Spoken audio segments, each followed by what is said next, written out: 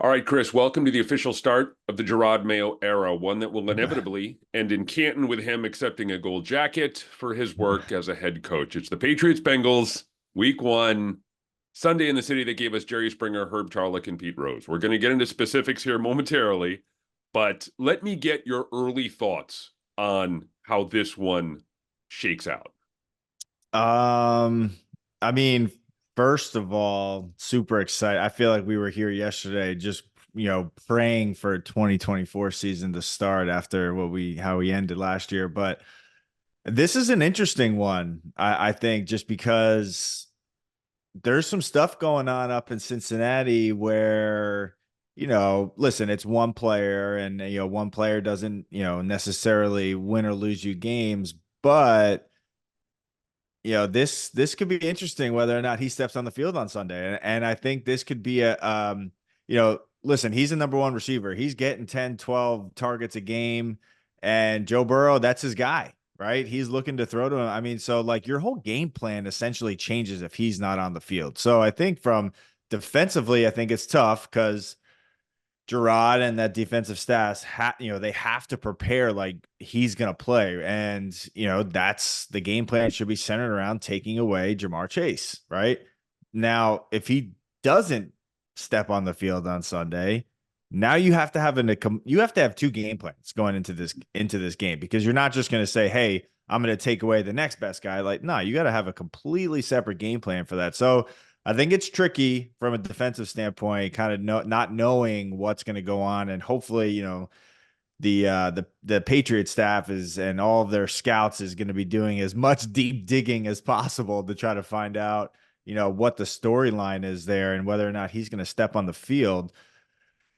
And I think that's the biggest story right there is, hey, if our defense can manage whoever's on the field for them and our offense, and dude, this is what it was last year too, man. I mean, let's manage their offense and whoever we're playing, and let's just try to let's get some energy going early, Yeah. away, put some points on the board.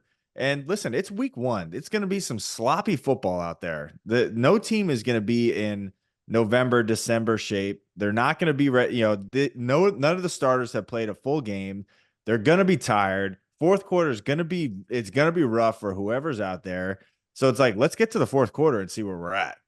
And like, we're down one score or we're leading like this, if we're going to steal one, let's steal one in Cincinnati week one. That's for sure.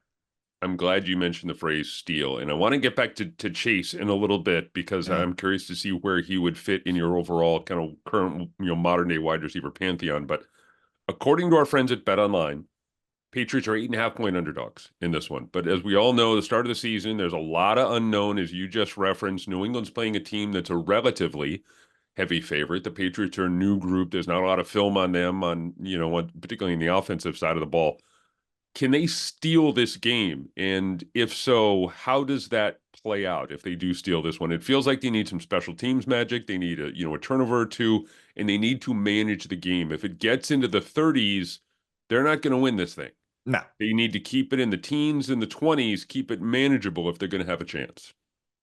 I think there's a lot of things that go into this game because the Cincinnati defense, they're preparing for how Alex Van Pelt called games in Cleveland, right? They're watching all the game film from Cleveland. They're watching what he called on, week one of last year, the year before. There's really no telling what is going to happen. Like, yes, we can sit here and Cincinnati, the players are probably scouting how these guys played in the preseason, but there's not a lot of film on that either, with how many snaps these guys got. So it's interesting. I mean, from a Cincinnati perspective, you got to really prepare for this game because you have no idea how he's going to call this game in week one.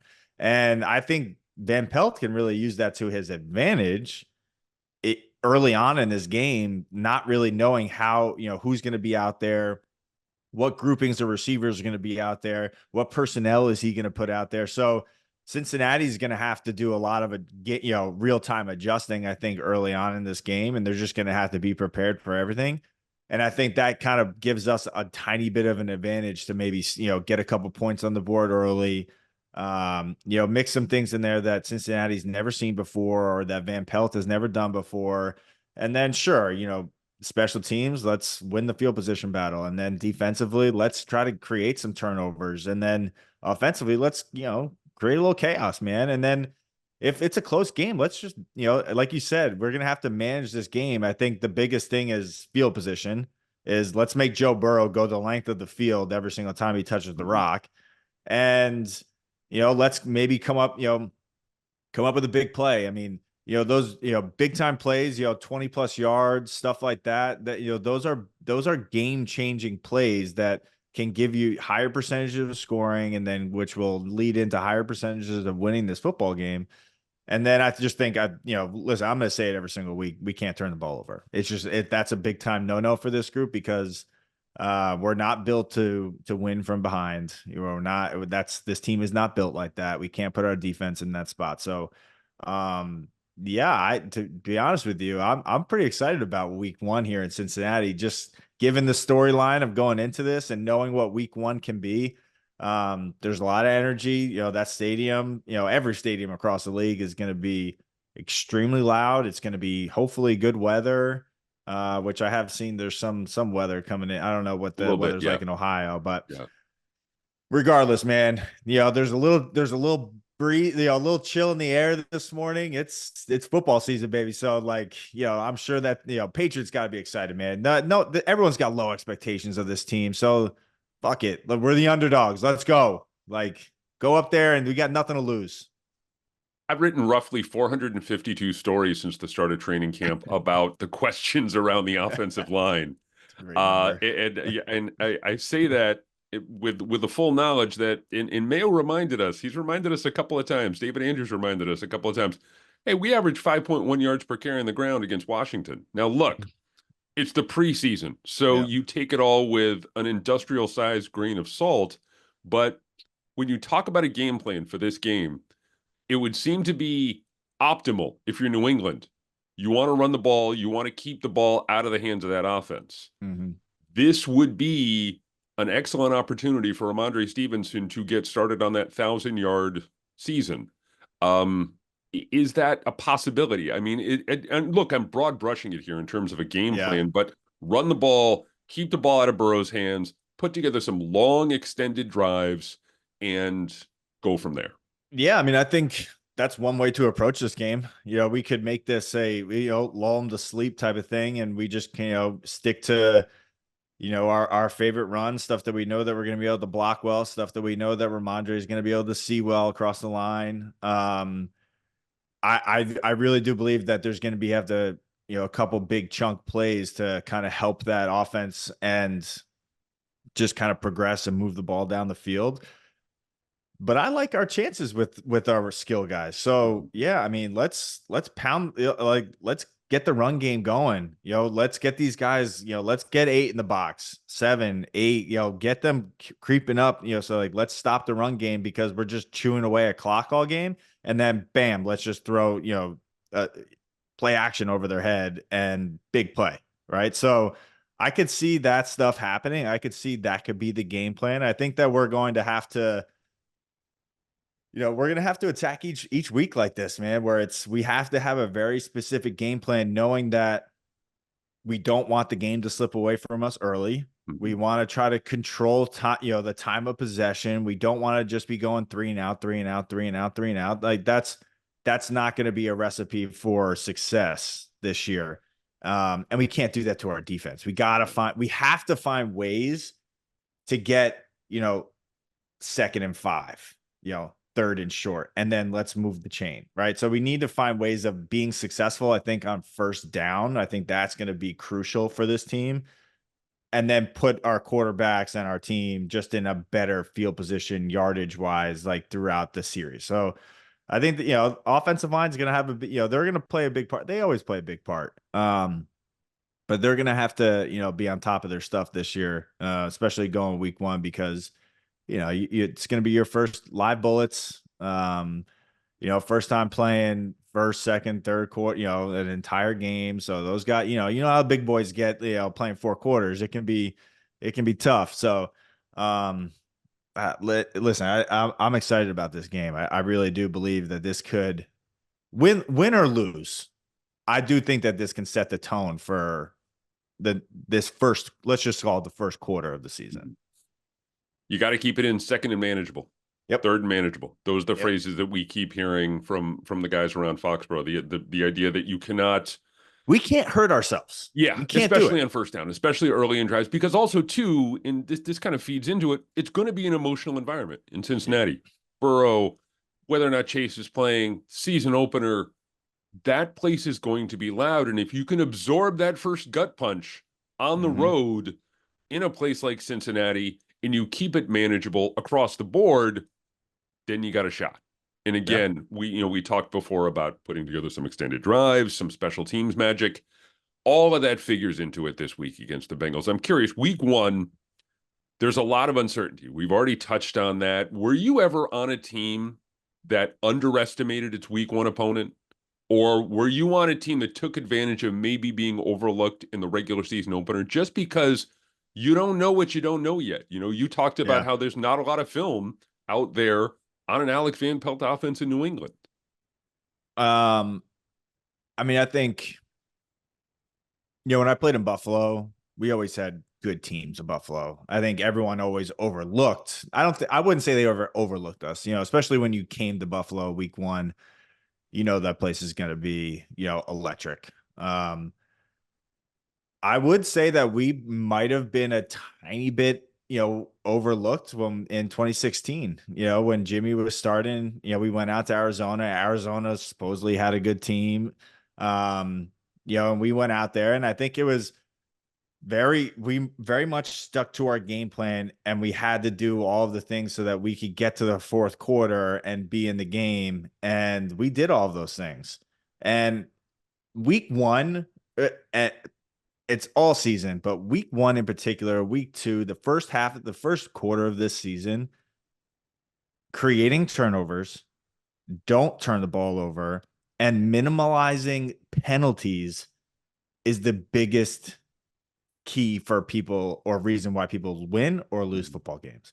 If you're going out there and your offense is false start, misalignment, mental errors, doing all those things because you haven't done it, which is a poor and it's an awful excuse. But those are the teams that are going to put themselves in really bad spots, and they're going to lose football games. If you go out there and throw 2 picks, 3 picks, you create, you have a fumble. That's not how we're going to win games. And we both know that. I think everyone in New England knows that. So it's like, we got to go out there, and I'm not going to say, hey, we need to go out there and play a perfect football game, because that doesn't exist. But we got to go out there and play pretty damn near close to it. The margin for error is it's very really small. thin. It's very, very small. Yeah, and I think that you can look at this team. Look, any team in the National Football League. We joked about this a couple of weeks ago, where Patriots last year lost 8 games by 7 points or less. Yep. They win 3 of those games. They go 7-10. Bill Belichick is still here, and Drake May is playing somewhere else. So again, it turns on the smallest of things. And if they can manage those 5 or 6 plays over the course of a game, I think they have a shot. I don't think they're going to win straight up, at least, looking at the matchups here, but I think they have a shot in this thing. So much of it, and I'm glad you brought it, we talked about it off the top, the idea of Ja'Marr Chase. Yeah. And whether or not he's going to be 100%, whether or not he's going to be in the game, how much of that is contract, it's all kind of a drama that's playing out behind the scenes in Cincinnati. I'm curious, where does Ja'Marr Chase rank in the Chris Hogan pantheon of modern day wide receivers? He's up there, man. I mean, he's one of the top 5, like elite receivers in this league right now. Guys those are game, he's a game-changing receiver, a guy that can run intermediate routes, a guy that's good off the line of scrimmage, a guy that can make plays down the field. Correct me if I'm wrong. He's been practicing though, right? He has kind of doing it's my impression he's kind of doing a hold in kind of a thing. Right. Yeah. Okay. So I think that makes a big difference. If it was, a Brandon Ayuk situation where he hasn't practiced at all, going to week one, I don't want to talk about San Francisco right now but that makes a difference, man. You haven't practiced with your quarterback for the entire training camp. You've got no live reps. Your timing is going to be off. So I think that if he does step on the field on Sunday, him and Burrow obviously have that going for them, where this is not the first time that we're throwing the football to one another. That being said, he also has not played a full game, right? So, if you're going to go out there and expect the kid to play 65 snaps at full speed and, throw him, 10, 12 targets a game, dude's going to be gassed, right? So, listen, I think that's the biggest storyline going into this game. He's a good receiver. I would, if we were on defense, I would be trying to take him away and I know how Bill would approach this game, and that would be shut down Jamar. Make Joe Burrow throw to every other receiver on that roster and make them beat us with the run game. And if they can do that, then tip your cap, right?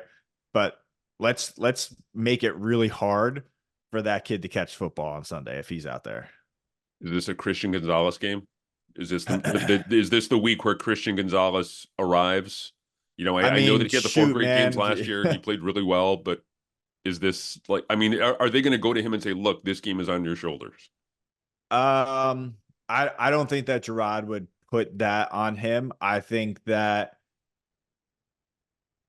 if I would definitely have my best corner on him. Like I would have him follow around regardless of whatever they're playing, right? Because if you're going to have one guy stick to one side, if you follow him around, but then you're also mixing in that man zone stuff, but you're still having Christian follow him, at least that kind of creates a little bit of chaos for them and a little bit of thinking, right? If you had Christian and whoever's starting the other side, they're staying one side, then let's make it hard for them. Let's make it hard for Joe to diagnose what kind of defense that we're running, right?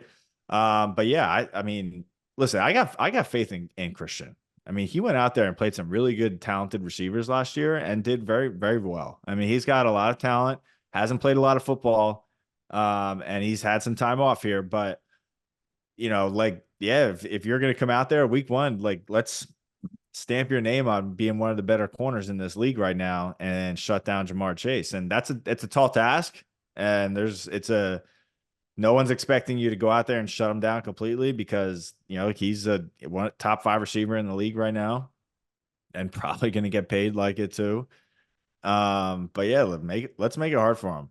Really hard. This is one of those games across the board where you look at this defense and this is an excellent opportunity right out of the gate to assert themselves. Yep. This is a great test against a really good offense on the road. Let's see if these guys in the post-Judon era can make a statement. And I think that Gonzalez is one of those guys for me when you look at this and what he did over the first month of the year last year, that was great. This is a chance for him to really, as you said, kind of put his stamp, and say, look, I'm going to be one of the great young cornerbacks of the league. Send Jamar Chase my way, send Brandon Ayuk my way. I'm going to be the guy who's going to be able to handle him. I'm going to wall off half the field. I'm going to take care of I'm going to take care of that for you. Yeah. Again, it's week 1. I think every single quarterback across the league is going to give you some opportunities to create some turnovers.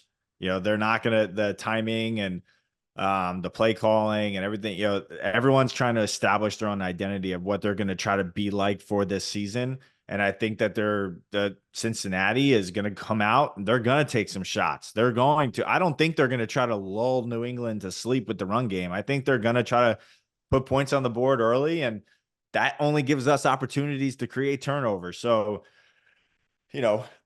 defensively, if we can manage these guys, limit the big plays and, try to put Joe into some longer situations, I really listen. I'm excited for Sunday. I really think that there's an opportunity here. I could care less. Even if Jamar Chase plays, great. Then we have that game plan that we're probably preparing for all week. Mm-hmm. Then we have that. We can forget about the other one, right? That. There's going to be a plan for him. So put Christian out there.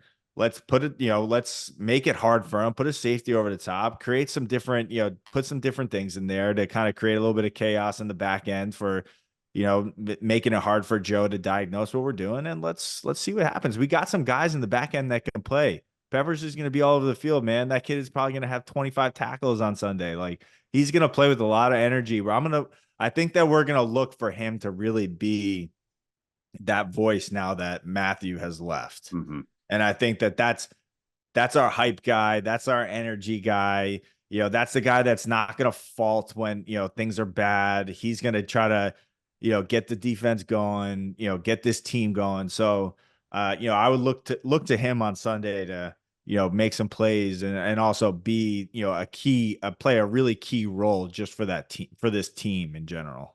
I want to ask you about Peppers momentarily, but first of all, one last question about the Bengals. In previous weeks under Bill Belichick, when they were facing an elite wide receiver, I know in practice, Belichick would give the scout team wide receiver, whoever was playing him that week, Tyreek Hill is the best example, maybe, a 5-yard head start Yeah. down the field. How did that? I don't want to say how do you think that helped the defense, but kind of got acclimated to that speed. And do you think we're going to see that this week in practice? Even though it's a new head coach, those similar types of coaching styles when it comes to trying to slow an elite wide receiver.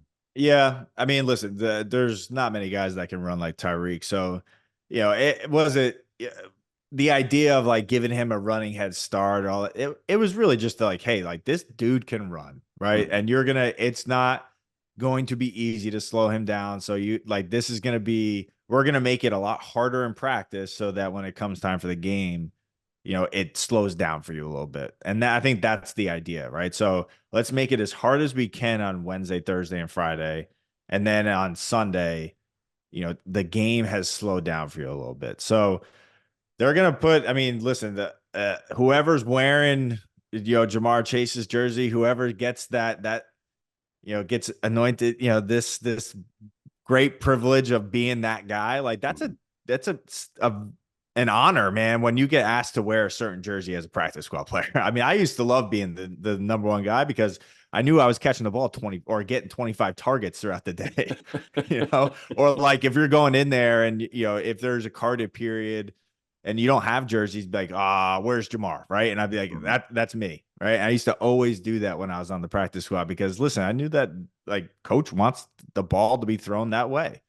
So whoever's, the scout team is huge this week, being that guy, making sure that they're giving good looks and throwing, probably forcing the ball to him, right? Because they're going to do that. Joe's going to force it. He's going to try to get his guy the ball, especially listen, if he's on the field on Sunday, he's probably already gotten paid. So now you got you got a guy that's going to be making $30 million a year or more, or a penny more than his buddy over there in Minnesota, right? It's like he's getting a rock. So let's be prepared for that, and let's key on that, and let's try to create some turnovers because of that, right? So it's going to be interesting, man. I mean, this week of prep, I don't know what the Patriots schedule was like this week, but maybe you have a couple of extra days here. They've already started prepping last week, so they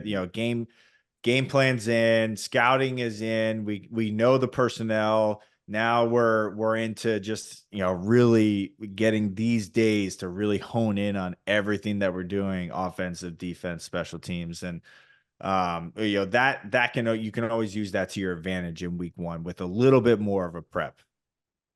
Just looking at the practice squad, I have to imagine that Jalen Reagor is a pretty good candidate to be playing the role of Jamar Chase this week. Just putting that one out there. So maybe that's for a locker room availability on Wednesday. Walk up to Jalen and ask him what it's like being Jamar Chase. Anyway, we got the captains on Monday for the year, and we've kind of talked this over a couple of times in the offseason. I'll give them to you right now. It's David Andrews, Jacoby Brissett, Dietrich Wise, Jabrill Peppers, Cardona, and Juwan Bentley.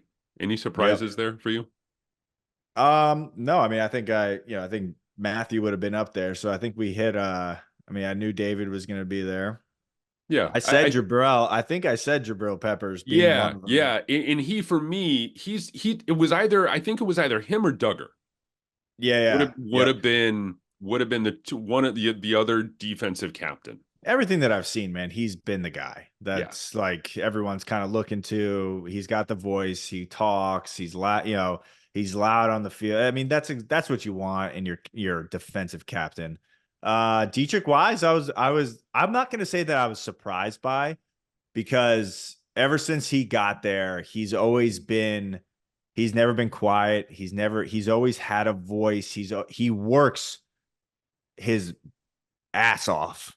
I've seen it when I was there and he came in as a rookie. He works very, very hard. So I am not surprised by that at all. I'm very proud of him that he's earned that role in that team as being a captain.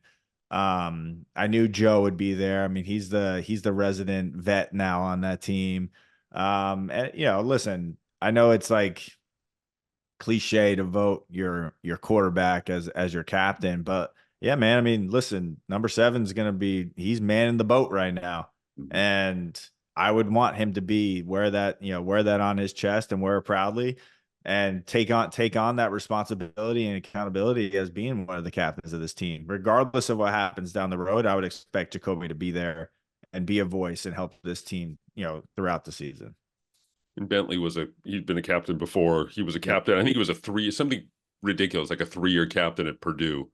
So his leadership skills, plus he's got that locker, the high tower Willie Oh, McGinnis kind of okay. corner Yeah. locker, Yeah. which I think comes with a level of respect and leadership. And so, we're going to see Juwan Bentley as the inside linebackers coach in 2035, I think. So I have one quick captain's question for you. Yeah. I've talked to a handful of guys who played before, years 10, 15, 20 years ago, who always said that, let's just say, someone's vote for captain meant more than others. That that maybe Bill had his fingerprints on the captaincy. It wasn't a complete democracy when it came to voting for captains in the I Patriots could locker I room. could Can you see speak that. to that at all? I could see that. I mean, Bill, obviously, I mean, we all know that he wanted to control everything. So if there was a guy, that was really liked in the locker room, but never got voted captain. I mean, let's just address the elephant in the room. I mean, number 11 was there for 15 years and he was never a captain. And I'll tell you right now that I voted for him every single year that I was there. Um, yeah, sure. Was he a head case and all over the place? But dude, I mean, he was a leader of that offense and in that team and in that organization, really. And laid his life on the line every single Sunday, regardless of how his body felt. He deserved to be a captain of one of those teams. I think so. But hey, I mean, it is what it is. I would, you'd like to imagine that it was mainly voted on by the players, but I think every coaching staff probably has a little bit of a fingerprint on like, all right, these are going to be our captains. I don't care if this guy got voted in because he's not going to be the guy that I want to go to and ask him what's going to go on in practice, or maybe he's doing it in the best interest of the player. Like he doesn't need this on top of him. Like I want him to be who he is and focus on him as a player and not have to worry about being a captain because there is the responsibility that goes into that. You do have to come in for extra meetings with the head coach. They are going to ask you what you think the practice schedule is going to be like, or, how the team is going. Maybe he's just a guy that keeps to himself. He's got his schedule, he's got his routine, and that could be part of it. And that's fine. For the guys that want to be captains, I mean, listen, they voice that. You can tell that they're campaigning to be it by how they prepare during the off season, how vocal they are, in team runs and different activities that they're doing. So I think that the guys that were picked this year were picked by the team. Um, and I think that every single one of them earned it. One of the stories I heard was that, after Bill walked in and said, "All right, you guys have elected your captains. Here are the captains." And they read off a couple names, and I didn't vote for that guy. Did you vote for that guy? I didn't vote for him. How did he become a captain? So I always like to remind people that it's not a completely democratic process. One new thing that they're getting this year is the Patriots are going to be wearing the captain's patch. A lot of other teams have done it since it was first instituted in 2007, I believe. Mm-hmm. Does the patch matter to a player? And I know, look, everyone's different, but do you think the patch matters to a player? Yeah. I mean, I mean, that's an honor, man. I mean, your team voted you to be a captain of a professional football team. Like this is the NFL. This is not just, Pee Wee football where, coaches, giving the captain to the best player or something. That's an honor, man. And I think that all those guys should wear that very proudly, that they are one of the guys across the league that get to wear that patch on Sunday, and be recognized, as a captain. I think that's, yeah, to be recognized as a captain in the NFL amongst your peers. That's very special. None of those guys are there because they're not good football players. Every single one of them are very good football players, and they all earn the right to wear that patch on Sunday. Did you guys ever go to Bill and say, we need him on the uniforms? It's important to us? Nah, because Because it, I it, think it we would have knew been how shut that down. It would have conversation been was shut going to down go. completely. Yeah. Yeah. Yeah, I mean, it's like I could. It's like why do we fucking care about a patch? Like, let's just go win a football game. Like, like that. Like Yeah. that's what it'd been. Then, like, Yeah. what are you gonna say? Like, all right, yeah, you're right. Like, who cares? What are we talking about? Who cares about a patch? Like, yeah, we're trying to win a Super Bowl. So.